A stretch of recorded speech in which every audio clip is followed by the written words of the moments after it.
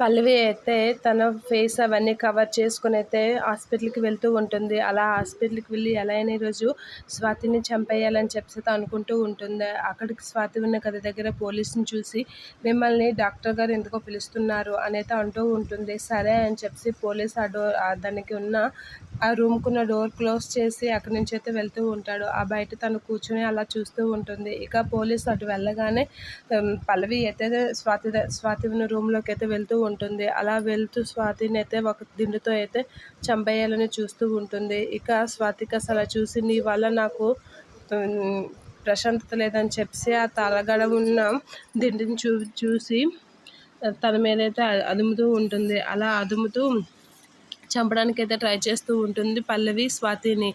ఇక అదంతా CC camera ద్వారా చూసిన అవని అయితే ఎవరో స్వాతిని చంపడానికి చూస్తున్నారు. అక్కడ ఎవరు లేరేంటి? ఎవరది అని చెప్పేసి అయితే అవని వీళ్ళందరూ అయితే ఫోన్‌లో చూస్తూ ఉంటారు. అలా ఫోన్‌లో చూస్తూ అక్కడ ఉన్న స్టాఫ్‌కి అయితే ఫోన్ చేస్తూ ఉంటుంది అవని. అలా ఫోన్ చేసి అక్కడికైతే రమ్మని చెప్తూ ఉంటుంది అవని. ఇక అవని వాళ్ళు కూడా చాలా స్పీడ్‌గా ఇంటికాడ నుంచి అయితే హాస్పిటల్‌కి వస్తూ ఉంటారు. ఇక కానిస్టేబుల్ వాళ్ళైతే అక్కడ లోపలికి వెళ్ళి చెక్ చేస్తూ ఉంటారు. ఎవరు నువ్వు? ఎవరు నువ్వు? అని అయితే అడుగుతూ ఉంటారు.